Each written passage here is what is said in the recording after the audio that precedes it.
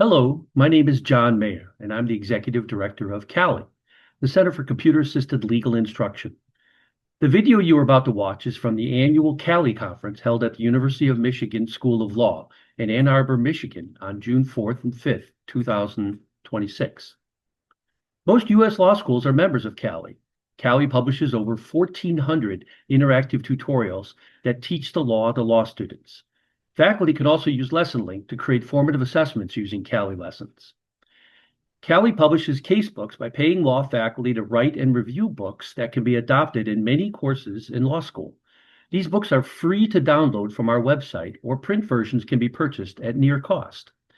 You can download the PDFs or even the Microsoft Word versions of most of our books and add your own commentary before distributing to your students.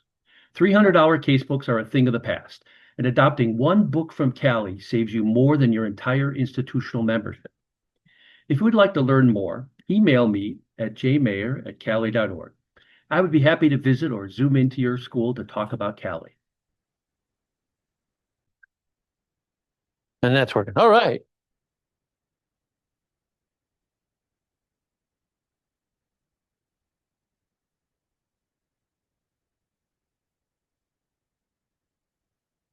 Get rid of my gum. There we go.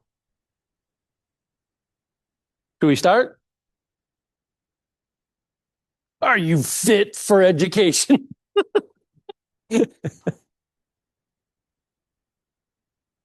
Maybe. You know how long it takes to use an oscillating tool to take out the inside of a law book?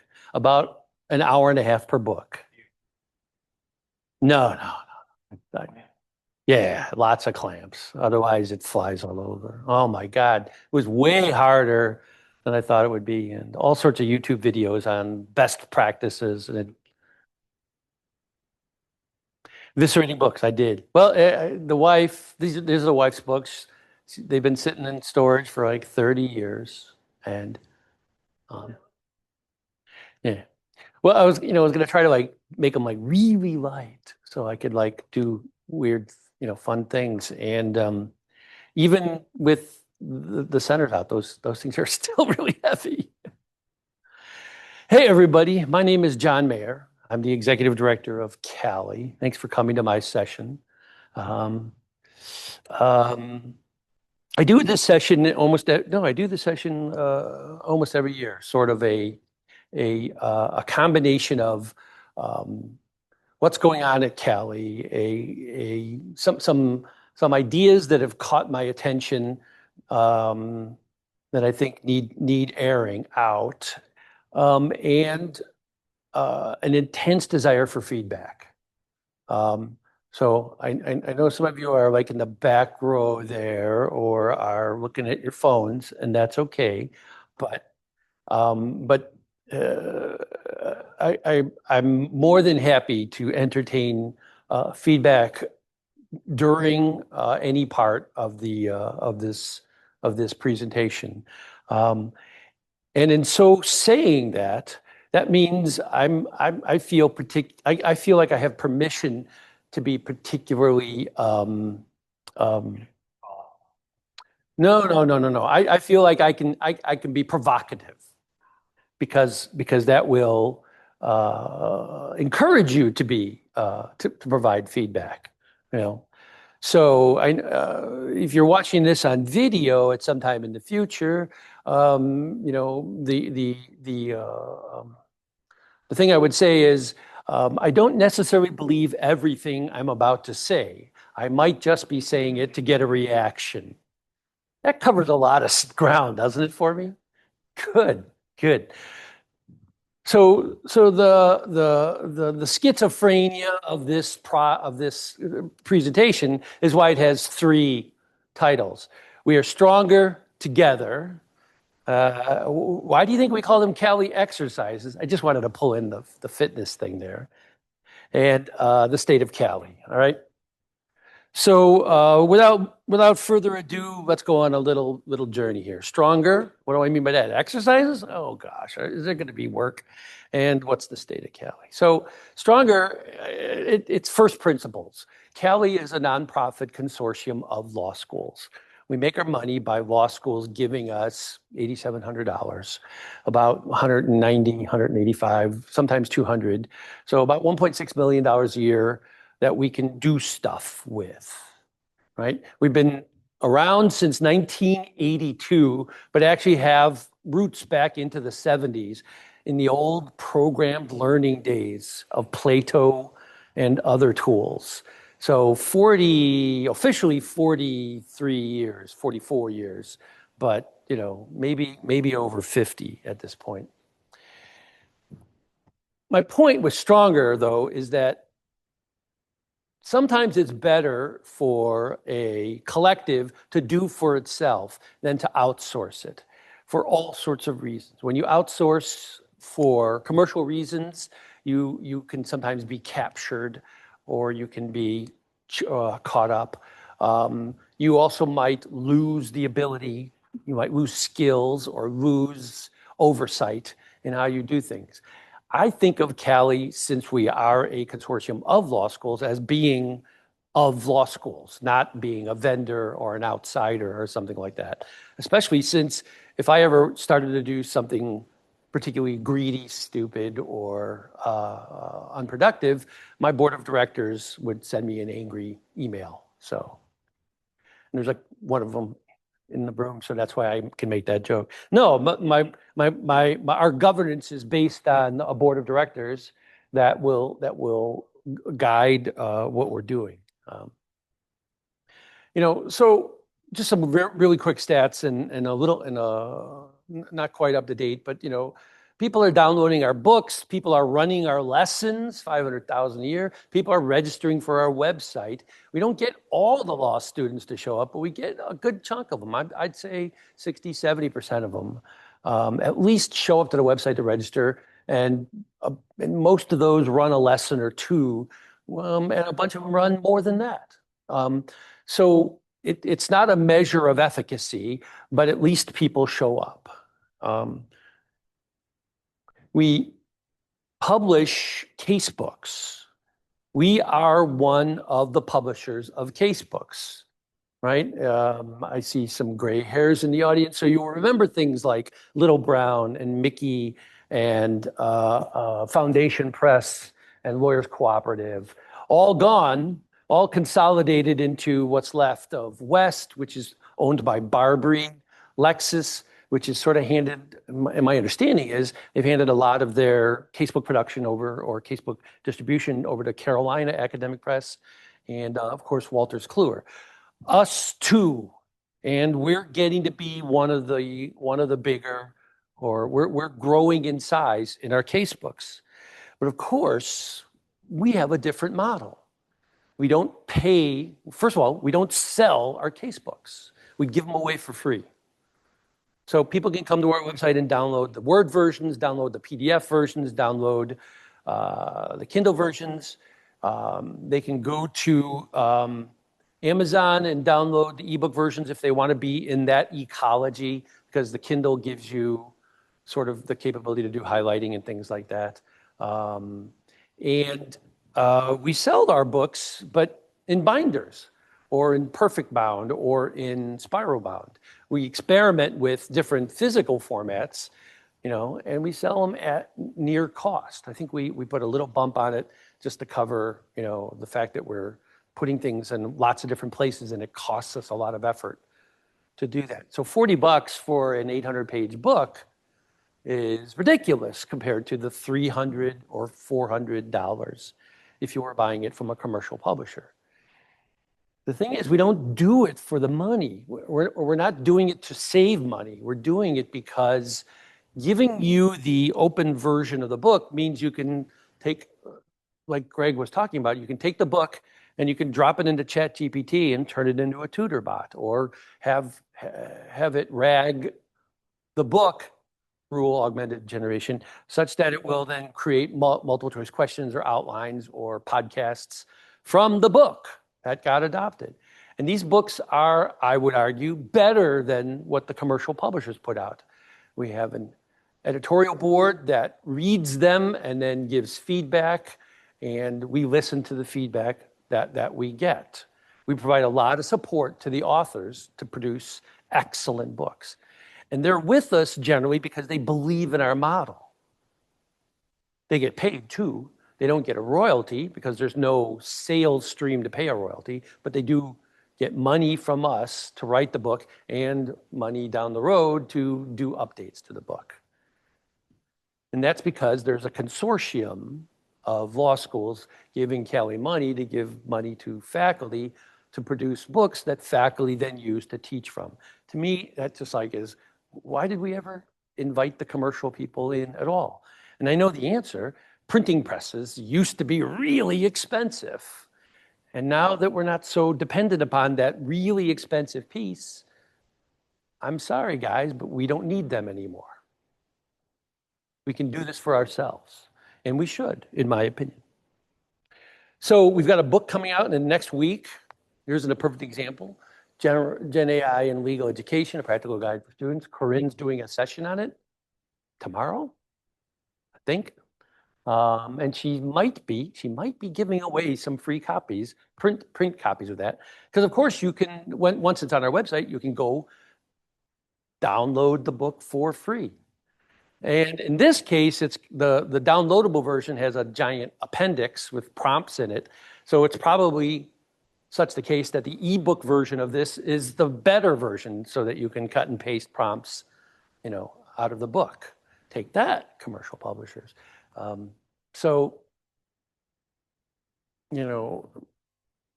we're stronger together. Now it comes to that, I mentioned that $8,700 as our dues because I wanted to really pound in a point. If somebody at your school teaches one course with 50 students and adopts one of our books, and it's like a case book, 50 books times $300 is $15,000. One book for one course, and that's twice the dues that we're charging. So the economics of the consortium model here are way in our favor. We should win this war in the long run. They will eventually go out of business because we'll just be publishing all the case books. I truly believe that. And I've been saying that since 2006. So I believe it, but boy, it's taken a while. And then I think that's just because people change slowly, right? Plus, back in 2006, there were still articles coming out that saying you can't read off of a screen for more than 15 or 20 minutes before your eyes start to bleed. I don't know. I remember those articles. You can't, it just, and Kindle came out with the Paperwhite, solves the problem or something like that. Nobody believes that stuff anymore about not being able to read off of a screen. I think it's still true. I mean, I burn out a little bit on screens, but I don't think it's the issue that it is. So to give you sort of like, that's the bottom end, just adopt one book from one course. The top end of this market is 100,000 law students taking 10 courses, paying $300 a book. This is a $300 million market. That's not to say that CALI's going to be rich someday, buy our stock. We're not, what is it? We're not SpaceX doing an IPO here. It's that there's $300 million of headspace to return to the consortium. So even if we were to charge $10 for each of our books, we would be 30 orders of magnitude, I don't know, 10, 100, 1.5 orders of magnitude better off. It's a problem making that argument because the students pay the money. It's not part of the tuition, so the school doesn't directly save. But, you got to think about the entirety of the economic situation of your students. All right, so this is my point about a consortium. Don't let law schools be hollowed out. There's all the things that schools do, and there's the things that the law schools can hire someone else to do. And the core goes all, sometimes you hire people to do core stuff. Sometimes you keep it internally. And where that arrow lands, I'm saying be aware of the problems of being captured by vendors whose goal is to make money and to keep you caught in that market relationship, not to improve or to make the best legal education possible. So watch out for lock-in. This was particularly illustrated to us a couple weeks ago with so many schools locked into Canvas, and then Canvas ransomwared. And my understanding is they paid the ransom, although nobody knows how much they paid to unlock their thing. You know, and consortia are always going to be, in my opinion, cheaper because they don't have a profit motive as their primary. They might have a money motive because you got to make money to keep operations going, but not maximize the money at all times. So there we go. I'm going to pause. I don't think I was provocative enough. Everybody seemed to be nodding. I should have been even more provocative. Am I preaching to the choir? All right. Good. Speaking of choirs now. All right, let's talk about exercising.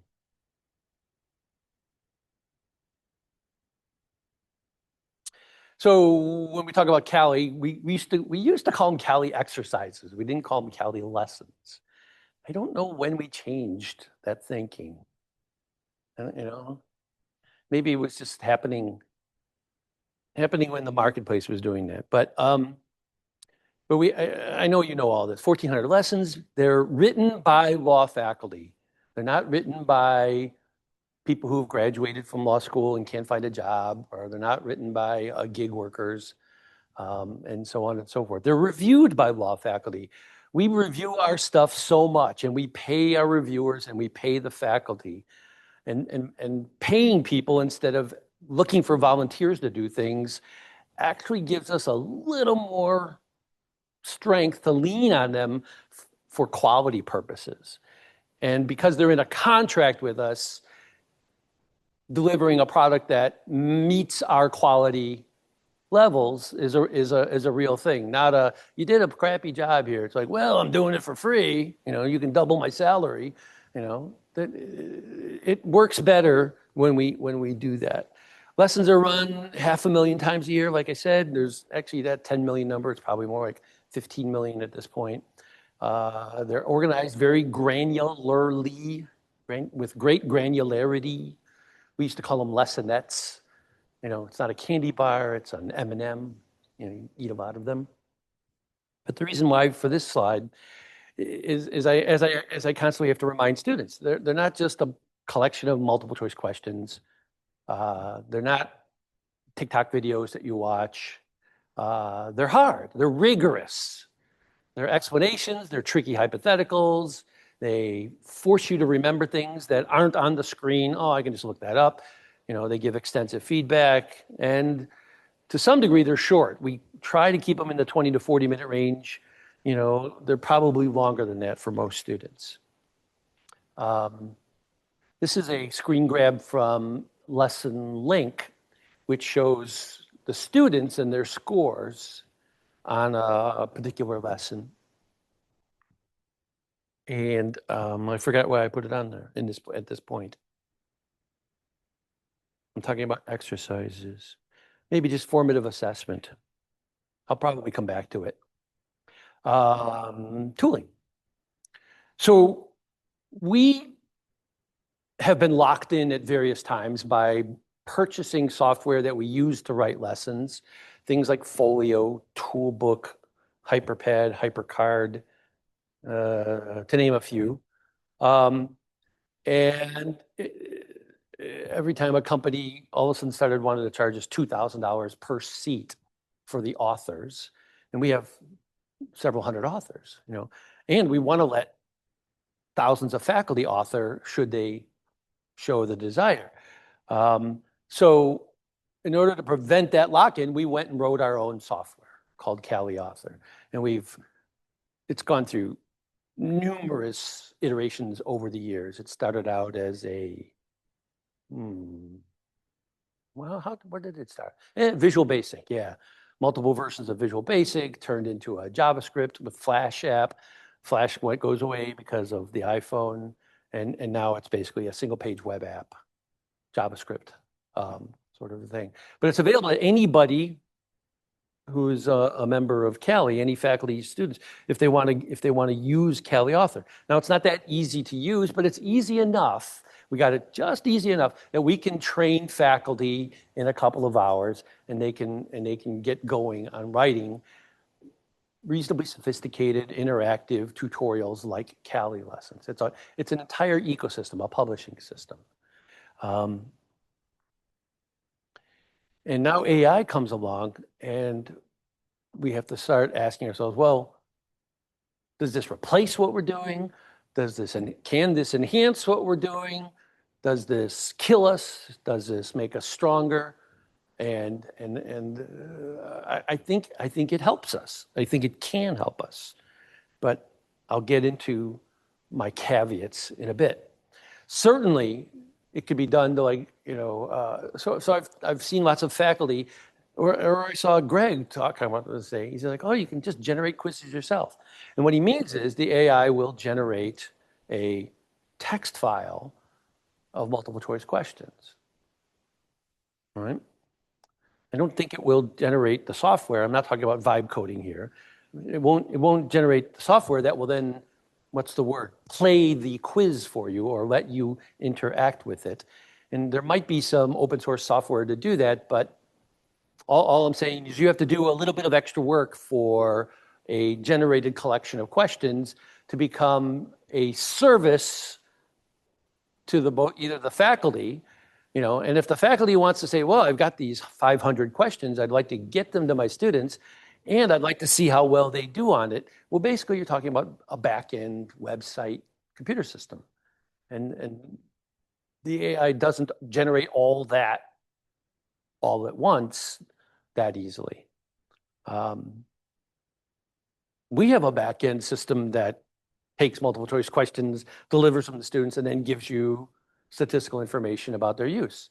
So it's like a no-brainer in my mind to say, well, how can we get from faculty members saying, I want a bunch of questions, or students saying, I want a bunch of multiple choice questions, to pressing the vacuum cleaner button on CALI Author that goes, and here you are, a delivery system that knows who you are because you have an account already, shows you your scores, gives you nice graphs, things like that, the back end dirty work. That's a no-brainer, I think. Second thing, our lessons are short, but they're short because people complain when they're long. But every so often, if you're a student, right, you're going along and you're like, I got that right, but I don't know why, or I got that wrong and I don't know why. And there's no more questions on this. It's on to the next topic because it's a short CALI lesson. It's a tutorial. It's moving on. How cool would it be if there was a button that said, more like this? And then it generated a bunch of other hypotheticals that were similar but different enough that it exercised that muscle of that you became aware was weak right at the moment you were looking at that question. That would be cool. Now, I'm not sure I want that button to have to go out to AI live and come back with that through that vacuum sort of model that I was talking about, because I don't trust hallucinations or quality. And that's not even my biggest problem. I don't know how much that's going to cost today and tomorrow. And what if this becomes really popular and I can't afford it, right? But I could do that sort of thing as a sort of a batch system. In other words, I could say to AI, here's all my CALI lessons. What I want is more like this at every point there's a question, and then we do some editorial review to make sure that it's not hallucinating or stuff like that. And so it's a one and done sort of batch thing that is then on the website and available at the point where the student hits more like this and there's just more questions there. I don't know, you know what I mean? But we have to think about production workflows and quality control in order to prevent ourselves from either being captured by an AI that may become too expensive, or using an AI that would be too expensive to use because we want to do it across 1,400 lessons and 35,000 questions, right? You got to be thinking of scale. And finally, I dreaded the fact that Marjorie would be in the room when I got to this point, is I want to work on simulations and previs and things like that. And what I mean by that is I want, oops, I want to save the money of cameras and actors by letting faculty write a script that also has places where the student can interact with the script, a la choose your own adventure or interrupt the judge or be interrupted by the judge or stuff like that. And then they press a button and out the other end comes essentially a video game, but a video, with a large amount of verisimilitude that makes you feel like you're interacting with a real person in a courtroom, in a director cross-examination, in a negotiation session, in a client counseling situation, or any number of real world things. Now, there's nothing better than doing that live with either simulated clients or clinics doing it with real ones. But the problem with having 100,000 students be able to do that on a weekly basis is just there aren't enough. It's too expensive to do that, or it's too logistically difficult to do it. And maybe a little bit, if you make it falling over easy for a faculty member to create simulations for free. Remember, the consortia owns this, and let them iterate on it. I think we can do something that I'm amazed nobody's built anything like this commercially, to be honest, because all the pieces are there right now. We're close. We're very close. So I would like to do that.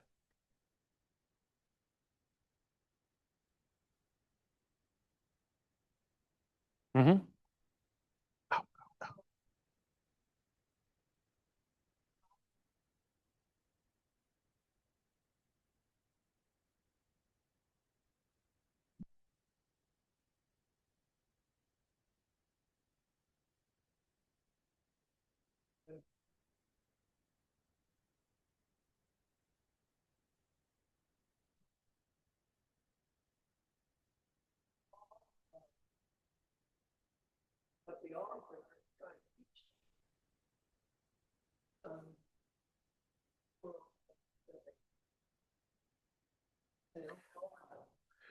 Or worse, they get distracted by it, and it's not the point of the lesson. I've got a response, but maybe John Jorgen's got another response. In fact, I just got a email from one of our authors who wants to look into doing this, and we're going to start next week. Is not with the parents independently, they have their place as well in the class, but with the e-learning, so we can have much lesser interactive content.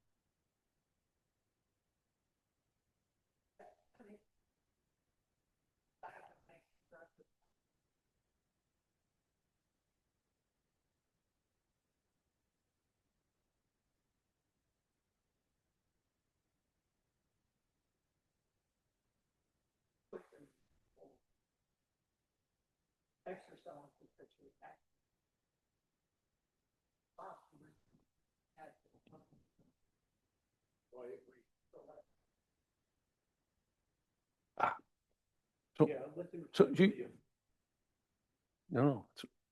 So you made me remember why I put this slide in at this point under tooling.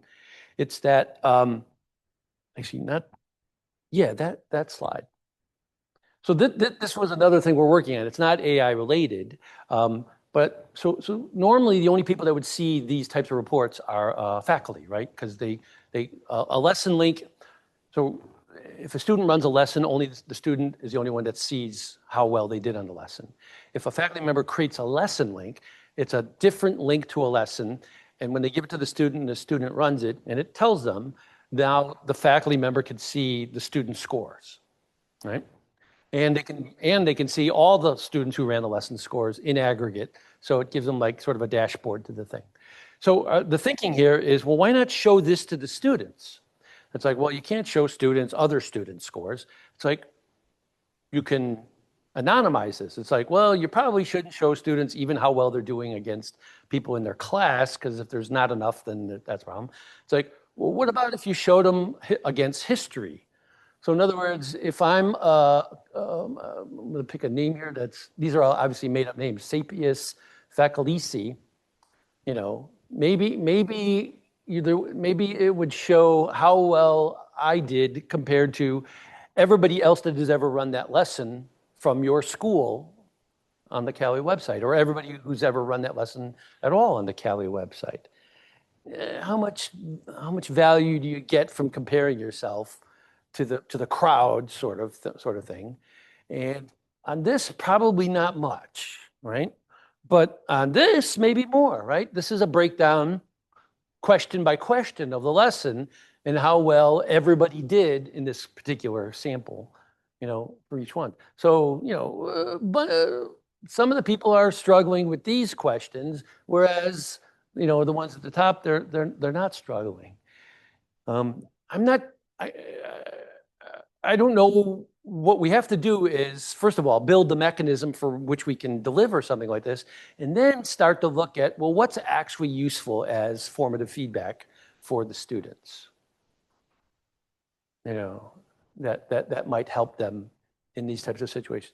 And so that gave me the idea of answering your question about, you don't want to, the CALI lessons have a particular purpose, which is to teach the law. Now you're going to go distract them off on something that's not the same thing.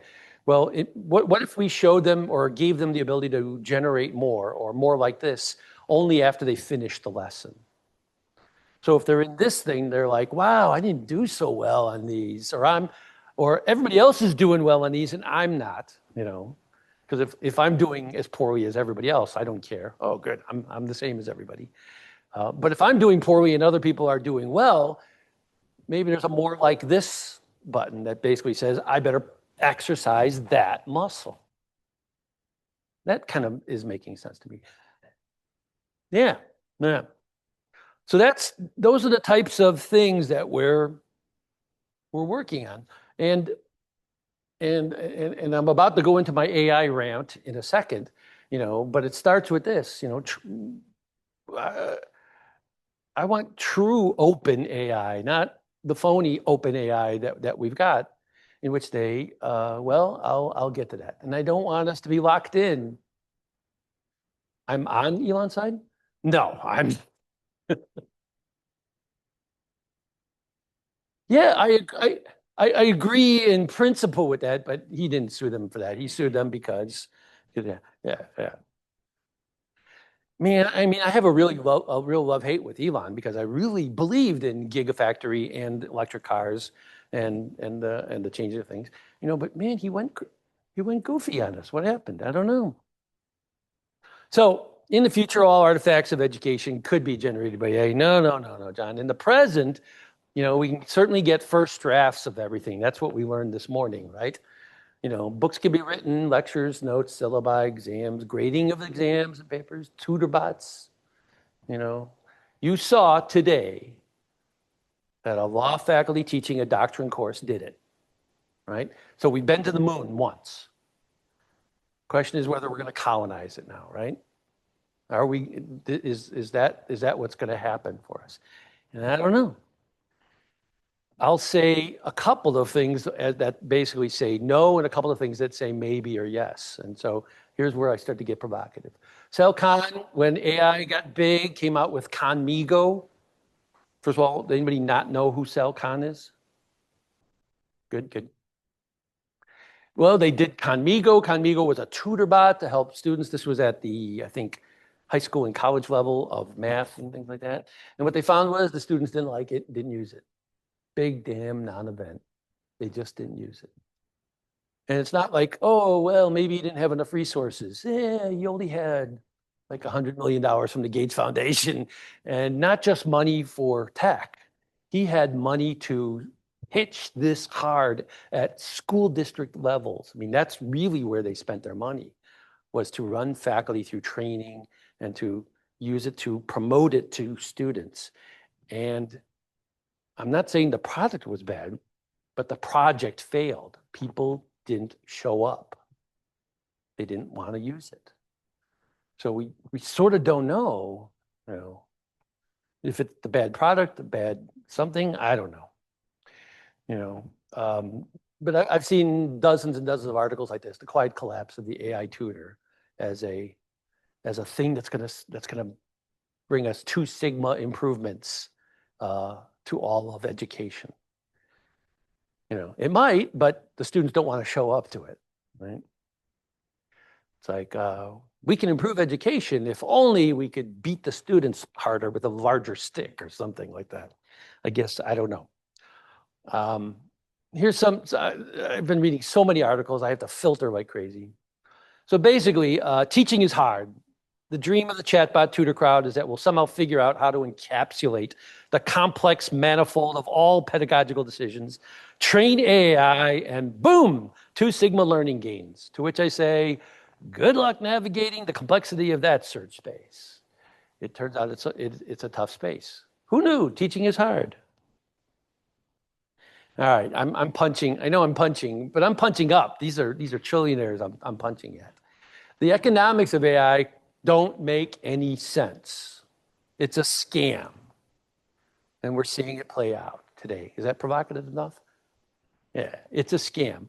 They are never going to be able to make enough money to sell it to us cheap enough for the things that we're thinking about doing, unless we can pull it in and have true open AI or figure this out. I learned a new word here, tokenomics, which is trying to figure out how much it costs to do stuff with AI. And if you played around with AI a little bit, it gives you almost no information about how much you're spending. It doesn't even, in SQL databases, you could type the word explain in front of a SQL query, and it will at least tell you, well, this is what I'm going to go do in that database. Sure, you want me to do that? And you get some feedback. AI, it's like, I don't know, it could cost 10 tokens, could cost 10,000. That's not a problem though, is it? And it's not if you're on a free account or even paying your 20 bucks. But if I'm CALI and I'm trying to deliver a service that could be 100,000 law students, and I'm a small player here, I got to have some predictability in my costs. And I don't. I got nothing, or I got very little. So that's a huge problem. And the only way they're going to make this available and cheap and, or not cheap, workable, is they're going to have to start instituting usage limits. Oh, you're out of tokens for the day. We're gonna have to make your context windows smaller. In other words, you can't upload entire chapters or entire books. You have to use these cheaper models that only absorb the output of 3 suns instead of 1 sun. Or we're gonna have to change the price. And once they IPO and have to actually start talking to shareholders, that will happen. That will happen. It has to. Otherwise, they're out of business. Here's my punch down or punch up number 3. AI saves us so much time. And what I got out of Greg's talk was AI does some good stuff. And boy, did I have to work hard for that to happen.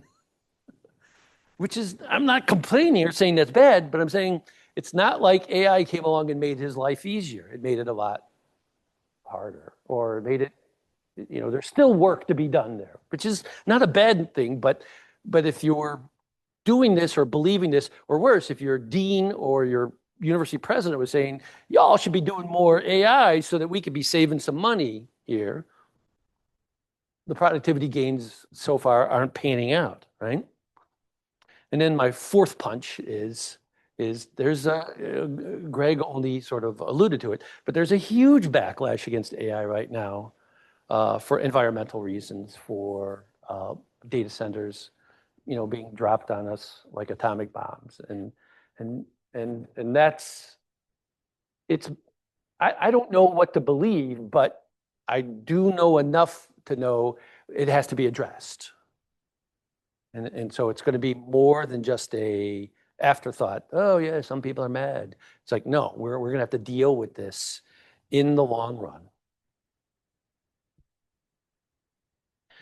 So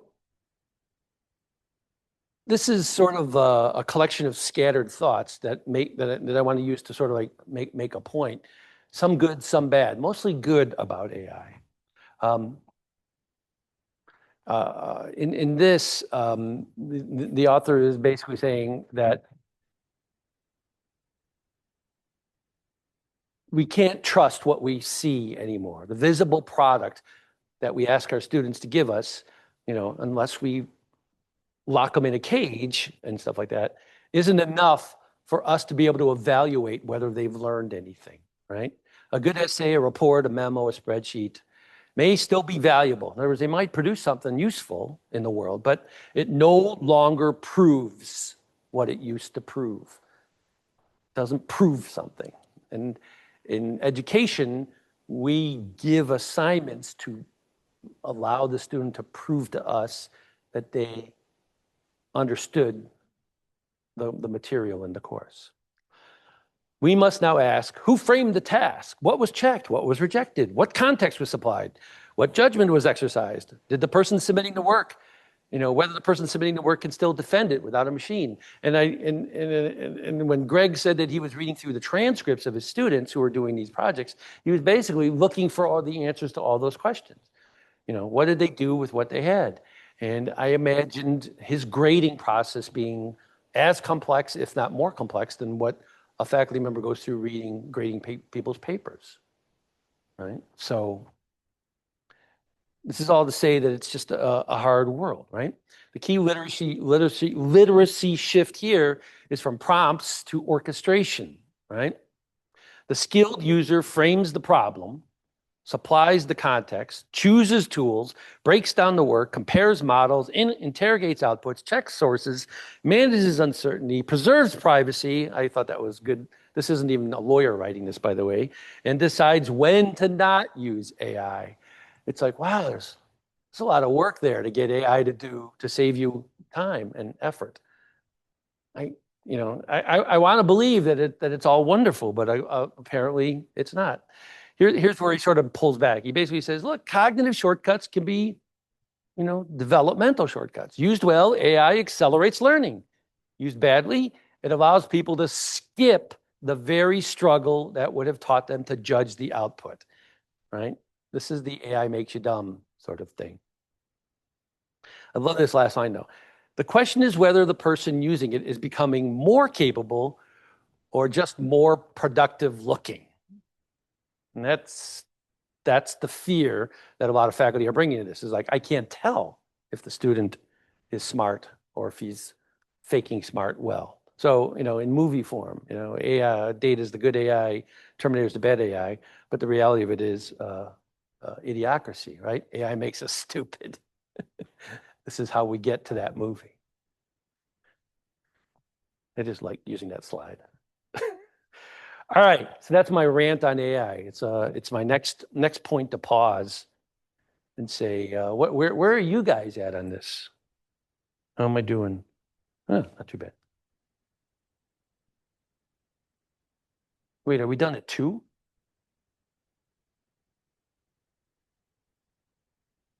Yeah, well, 2. So I'm barely gonna have any time to get into the state of Cali. Aw. So you had your hand up?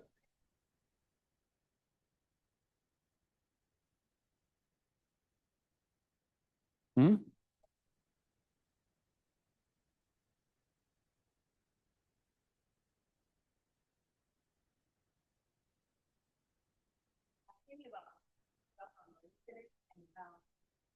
Yeah. Would if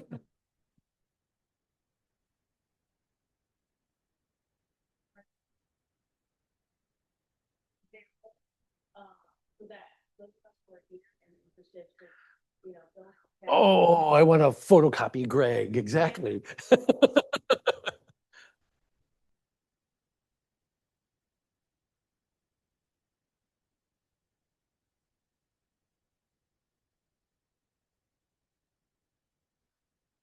You know what I'm saying?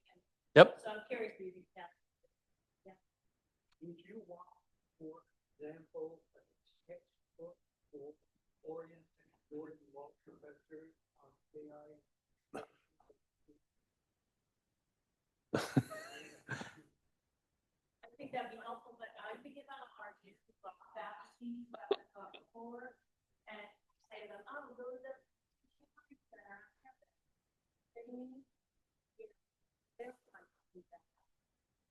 There it is. So more practical lesson. Yeah, okay, so we. It's why we jumped when Corinne showed up and said that it doesn't begin to complete the project, but it was something that fit right into what your question was about. And is that something that Cali does? We could. It's partly a does it make sense? Is it a band? You know, do we have the bandwidth? You know, but that makes a lot of sense. And that's part of the problem, right? Oh, she's talking right. She's talking about the pedagogy that you have to bring. Yeah.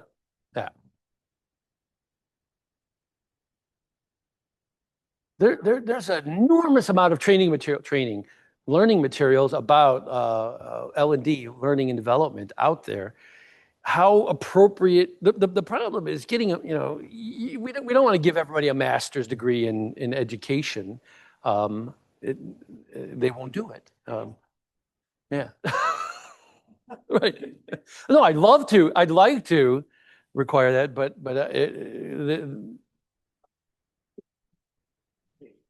For us, not. In a roundabout way, perhaps, that we need to start recruiting people to write highly cartoons or training materials or. they could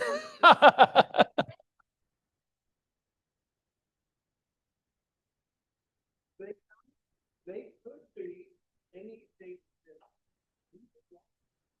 that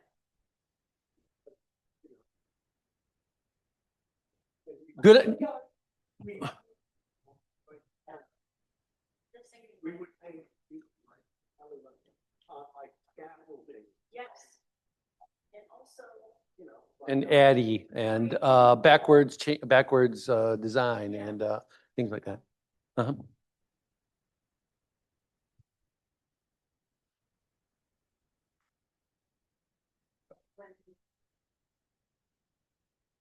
Yeah, I'd love to clone Michael Hunter Schwartz and Sophie Sparrow and a few others like that. So for sure. So this is over at 2? Yeah. Oh, good. Then I'm not going to be able to get to my State of CALI, but I did want to show you a couple of things. So all this was a whole bunch of things that are going on with Cali. We recently we're doing a refresh of the website, and I don't have any time except to just show you some sort of mock-ups, and I'm going to show you 4 or 5 of them all at once, just so that you can get an impression. Notice the fit for law students thing. I really love the fit sort of model. They're all serious looking professional women in this particular case, almost angry. There's the front page has been pared down to just 4 things, which is free casebooks, rigorous exercises, things that people don't know or don't seem to get about us that we want to emphasize. CALI Awards, which is by far the biggest number of visitors come to our website to look at the CALI Awards. And there's a whole bunch of ideas around that. And testimony. And testimony, of course, is testimonials. People saying, I like CALI, which we don't have much of on our website, but we hear about and get all the time. And we've been terrible about flipping that around, because there's nothing better than students seeing other students saying that. And to back that up, maybe instead of this being, by the way, these are all AI generated models. Instead of using AI generated models, maybe we start a program whereby students who like using CALI lessons take a picture and say, And then we can put a little blurb there, 2L from Dayton, or 3L from Northwestern or something like that. Maybe even better, CALI Award winner from some school, Connecticut or something like that. Maybe even better, when people get the CALI Award, we go to them and say, you got the highest grade in the class. How'd you do that? And would you like to share that insight? Because that's useful information to other students. It's like, smart guy. Oh, he's got a little, TikTok, or he's got a little blurb saying, this is what I did. I think that's way more valuable than, for instance, giving people canned outlines or canned brief banks or things like that. All right. Is there anything I just had to talk about? Greg and his head coming off, CALI author again. We got $1 million grant last year to basically do more lessons and more books. And we're not even done with the first year. And we need to get a $50,000. It's a deal where if we raise 50,000, they give us 250,000. So it's a 5X match. And we made it already for this first year. All right. I just talked about award stories, but that's basically where I wanted to end. We have a complicated mission right now. We publish content, we get people to use it, we build tooling so that there isn't lock-in. We do tooling to engage the community and make them more capable. We maintain all that because these lessons get old, and then you got to update them, and the books have to get re-updated. And we do that for $15 a law student a year. Not $15 a month, not $15 a minute, $15 a year per law student. So, I constantly got to remind people what a great deal that is. And I think we're doing well. So that's what we're about. Thanks for listening. Happy to get any of your feedback at any other time.